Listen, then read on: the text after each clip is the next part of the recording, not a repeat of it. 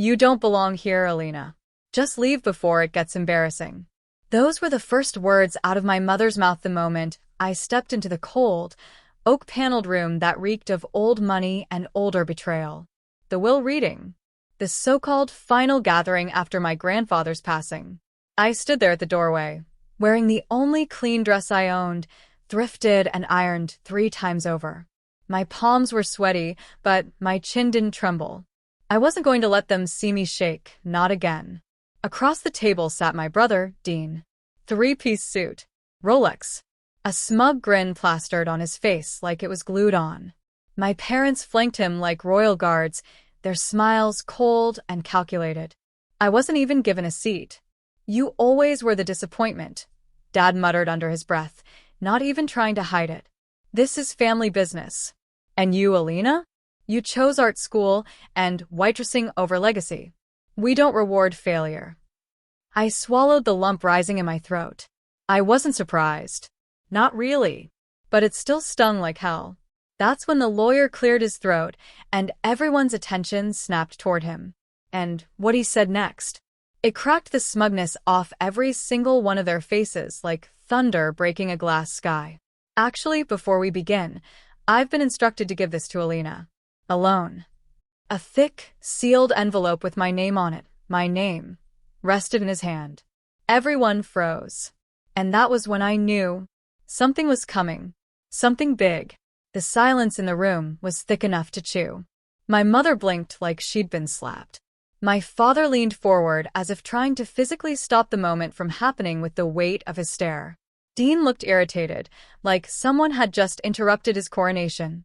But the lawyer stood firm. He didn't flinch, didn't look away. He simply extended the envelope toward me again, his fingers steady. I stepped forward. Each footstep echoed louder than it should have, like even the room was holding its breath. I reached out, took the envelope, and before I could ask what was inside, he spoke again. Your grandfather insisted you read this in private, before anything else is discussed. Dean scoffed. This is a joke. Grandfather barely spoke to her in the last 5 years. Dad chuckled, cold and cruel. Probably one of his senile last-minute whims. Just read the damn thing, and let's move on. But the lawyer's voice was razor-sharp. It was written months ago. Signed. Witnessed. Sealed. This wasn't senile. My hands shook slightly as I turned the envelope over and opened it. Inside was a handwritten letter on thick paper. Familiar loops and curves. It was definitely Grandpa's handwriting, firm, methodical. I stared at the first line, and everything else in the room faded. Alina, if you're reading this, then I'm already gone, and the people around you are pretending to celebrate my life while carving up what they think I've left behind. But the truth is they don't know everything. You were always the one who saw people for who they really are. And I saw you, even when the rest of them didn't. I'm sorry for staying silent for so long. But I didn't write this letter to apologize. I wrote it to give you what they never would. My throat tightened. I continued reading. There's a key inside this envelope. Use it. The safe deposit box it belongs to contains the full story, my story, your story, and the truth about this family that they've spent decades hiding. You deserve to know. And when you do, you'll understand why I chose you. Grandpa. I blinked hard. Then I felt it, the small bump in the corner of the envelope. A silver key. Is this a game? Dean sneered. But I wasn't looking at him. My eyes were locked on my father's. He looked pale, like someone had just opened a closet and revealed a body inside. And that's when I knew. They weren't surprised because Grandpa gave me something. They were terrified because they knew exactly what he might have left behind. I slipped the key into my pocket without saying a word. I could feel everyone's eyes on me, sharp, burning, desperate. But I kept my face blank. It wasn't just a key. It was a weapon. And judging by the sudden tension radiating from my parents and brother, they already knew what it could unlock. I'll be back, I said quietly, walking out of the room, ignoring my father's sudden protest. Alina. Sit down. The will's being read now, he snapped, voice cracking at the edges. But the lawyer interjected again, almost too calmly. Mr. Hartwell, Your father was clear in his instructions. No further proceedings until Ms. Alina reads what he left for her. Dad clenched his jaw so hard I thought his teeth might crack. I didn't wait for another word. I walked straight out of that mansion and into the biting wind of a gray afternoon. The chill should have gotten to me, but I felt electric. Adrenaline buzzed in my veins. I wasn't just some forgotten, useless daughter anymore. I was the center of a secret, and they hated that. 10 blocks away, I was standing in front of the old Citizens First Bank downtown. It hadn't changed since I was a kid. Same brick facade, same dusty windows, same heavy brass doors. I didn't even need directions. Grandpa used to bring me here once a year to handle adult stuff. He never let anyone else come. I thought it was weird back then. Now it made sense. The manager looked at the key, then at me. This box hasn't been accessed in over 15 years, he murmured. He led me downstairs to the private vaults. The hallway smelled like cold metal and secrets. I slid the key into box 513. The lock clicked, loud in the silence. I pulled the box out, heart pounding. Inside was a leather-bound journal, thick with yellowed pages. On top was a flash drive and a sealed envelope labeled simply, "For Alina's eyes only." My hands shook.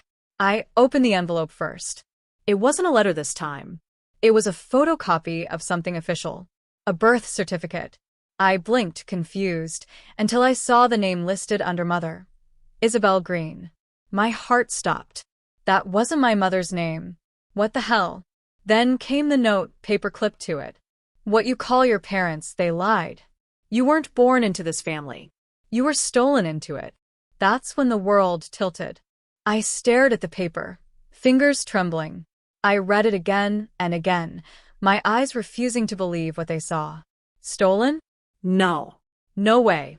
But the document in my hands didn't lie. It listed my name, Alina Green, not Hartwell. My birth date matched. But the parents listed? Total strangers. Isabel Green and Thomas Green. Who were they?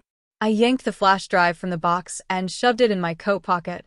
My heart was pounding like a drum in my throat as I opened the journal. Page 1. Grandpa's handwriting. Alina, if you're reading this, then the truth is out. You weren't born a Hartwell. You were taken from the Green family after your mother died. My son, your so-called father, was desperate to give his wife a child after years of infertility. He knew Isabel from college. She died giving birth to you. You were supposed to be protected, but instead, they took you. Without consent. Without truth. My knees buckled, and I slumped against the cold vault wall. I felt like I was going to throw up. All those years of feeling like I didn't belong, of being told I was a failure, that I was never one of them. It wasn't in my head. It was real. They knew. They always knew. And they raised me anyway like a stray they never really wanted. Just a placeholder until Dean was born. A pawn. A cover-up. I flipped the pages furiously. Grandpa had detailed everything. Court documents never filed. Witness testimonies. A private investigator's report he commissioned behind my father's back.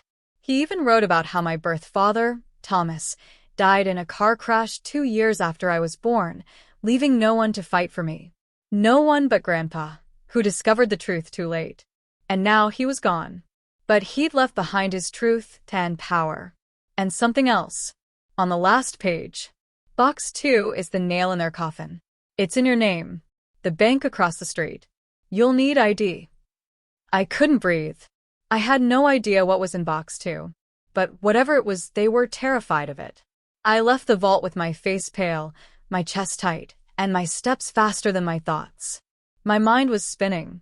A stolen identity, a hidden legacy, and a second box that could blow this all open? My so-called family didn't just steal my life. They built an empire on a lie. I stood across the street, staring at the bland, modern facade of another bank. United Reserve Trust. I'd never even noticed it before, but now it felt like a final door my grandfather left open just for me. Inside, I handed over my ID and the key. The woman at the front desk raised an eyebrow. Box 112? She said, then disappeared behind a secured glass door. A few minutes later, I was being escorted by another man in a navy suit down a sterile, white corridor. This time, the box was smaller. He left me alone in the vault. I turned the key. A soft click. The lid creaked open. And there, resting inside on black velvet, was a manila folder with thick legal documents. On top of it all was a single sheet of paper, handwritten. This trust belongs solely to Alina Green, not Hartwell. I flipped through the stack. There were stock certificates, property deeds, company shares, a breakdown of a private trust fund valued at $7.8 million, all set aside for me. My stomach twisted as I realized what I was looking at. My grandfather hadn't just exposed the truth. He'd taken action. This trust had been sealed for years, accumulating interest, acquiring real estate, quietly building power, and now it all legally belonged to me. It was quiet vengeance, the kind that doesn't scream, it destroys. I leaned against the wall, my breath shaky. Tears threatened to fall, but not from sadness. From relief. From validation. From the knowledge that I wasn't crazy. That I mattered. That someone saw me and chose me. Then my phone vibrated. Unknown number. One message. What did you take from the bank? My blood ran cold. They knew. My fingers clenched around the phone. That message, it wasn't a question. It was a threat. They knew I went to the second bank. They were watching. I didn't respond. I deleted the message, powered off the phone, and shoved it deep into my bag. My heart thundered in my chest like warning drums. I wasn't safe. Not anymore. I tucked the folder under my coat and stepped back out into the cold afternoon. The sky had darkened slightly, like even the weather was holding its breath. I needed to think. I needed to be smart.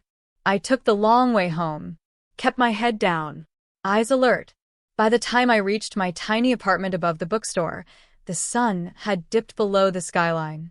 I bolted the door, double-checked the locks, then laid everything out on my kitchen table, the journal, the trust documents, the birth certificate, and the flash drive. The flash drive. I slid it into my laptop with trembling hands. A single video file. I clicked. Grandpa's face appeared on screen, older than I remembered, but his eyes were steady. Serious. If you're watching this, Alina, it means I'm gone. And it means I failed to stop them. Your father, James Hartwell, was my biggest shame. I tried to fix him. I gave him the company, the name, everything. And he repaid me by stealing you. He sighed, deep and tired. Your real mother was a good woman. My son met her during college, got close, got her pregnant. When she passed, he didn't grieve. He saw an opportunity. Your grandparents on her side tried to find you, but they were silenced, paid off, threatened. I found out too late. His voice cracked. I stayed quiet at first because I thought I could fix it from inside. I thought if I showed you love, it would balance the hate. But your father always made sure you felt like a stranger. I'm sorry, Alina. I am so sorry. That trust one left you. It's just the beginning. You're stronger than all of them combined. Use what I've given you. Expose the truth. Take what's yours. The screen went black. I sat in stunned silence.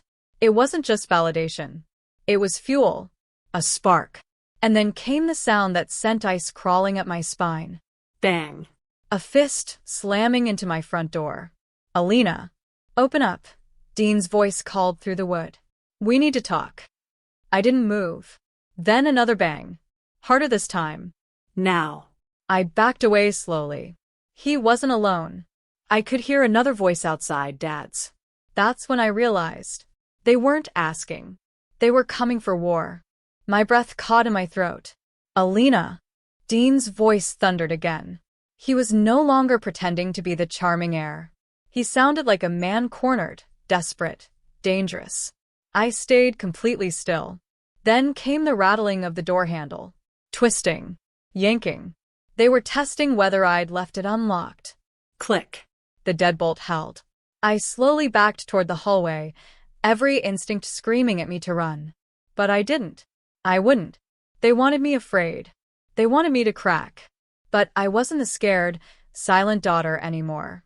I don't know what your plan is, Dad called out suddenly, his voice like ice through the wood. "But if you release anything from that vault, you'll destroy this family." "Your family?" "My family?" The audacity nearly made me laugh. "They stole me, lied to me, broke me down for years. And now they were using family as a leash?" I stepped forward until I was just inches from the door, then spoke loud and clear. "I wasn't your family the day you decided I was only useful as your cover story." Silence. Then Dean's voice, closer now. "What did he leave you, huh? Some sob story about your dead mother? You think people are going to care? No one's going to believe the bastard daughter of a waitress over the Hartwell legacy." I smirked. My hands were still trembling, but the fear was gone now. I had truth. They had power, sure. But the ground under their empire was cracking, and they knew it. "You should leave, Dean," I said, "before you embarrass yourself." A pause. Then bam, he kicked the door once. Twice. I flinched, but it held. Then nothing. Silence again. I waited, barely breathing, until I heard their footsteps retreating down the stairwell. They were gone for now, but I knew they'd be back. And next time, they wouldn't knock. That night, I didn't sleep. Instead, I stayed up reading every line of the documents. Every clause. Every loophole. Every page of Grandpa's journal. By morning, I knew what I had to do. I wasn't just going to expose them. I was going to burn their masks down to ash and walk through the smoke with my name finally clean. I didn't run. Not anymore. The moment Dean and my father left my door, I started moving fast. I scanned every page of the trust, the birth certificate, Grandpa's journal, and his signed video confession. Then I sent copies to a lawyer friend of mine from school, Layla, who worked in estate litigation. She called within an hour. "Alina, you own 47% of their company now. And with the other shareholders Grandpa named, they don't even hold majority anymore." I froze. "And there's more," she added. "If this goes to court, they'll face criminal charges for falsifying a birth record. If you wanted to, you could bring it all down." I stared at my screen. I wasn't just back in the game. I was holding the detonator. I showed up at the Hartwell Corporation the next morning with Layla and 2 security guards. We entered the boardroom mid-meeting. My father turned white. Dean stood and laughed. "You're not welcome here." I dropped the file on the table. Grandpa's trust. The shareholder transfer. The DNA results confirming I wasn't biologically theirs. And most importantly, proof I now held controlling interest. "You're done," I said, locking eyes with my father. "I'm not asking for a seat. I'm taking the one that's mine." Security escorted Dean out after he lunged at the papers. My father sat there in stunned silence, hands trembling. I didn't yell. I didn't cry. I won. Layla released the story to the press. "Stolen daughter takes back legacy. Hartwell family exposed." It hit like an earthquake. I watched the chaos unfold from my tiny apartment as everything they built on lies began crumbling. Corporate sponsors dropped them. Their legal team resigned. Investigations opened. Dean tried denying it until receipts surfaced. My mother gave a tearful, rehearsed apology on TV. I didn't even flinch. They tried to reconvene the original while reading a week later, pretending nothing had changed. I walked in last, holding the final piece Grandpa left in Box 2, a signed amendment to his will, naming me the sole heir. The lawyer read it aloud. My parents' faces collapsed. "This can't be real," my mother gasped. "It's real," the lawyer confirmed. Mr. Hartwell ensured it was airtight. Everything, the estate, the company shares, the properties shifted to my name in one sentence. And I didn't smile. I just stood. Quiet. Calm. Complete. As I left the mansion for the last time, my father followed me outside. "You destroyed us," he spat. "No," I said quietly. "You did that the day you stole me." I just finished the story. He reached out, but I stepped back. "You told me I'd never be good enough," I whispered. "But I was never yours to break." I walked away. For good. I legally changed my name to Alina Green. I sold the mansion, restructured the company under a new name, and set up a foundation for foster kids and orphans in my mother's name, the Isabel Green Fund.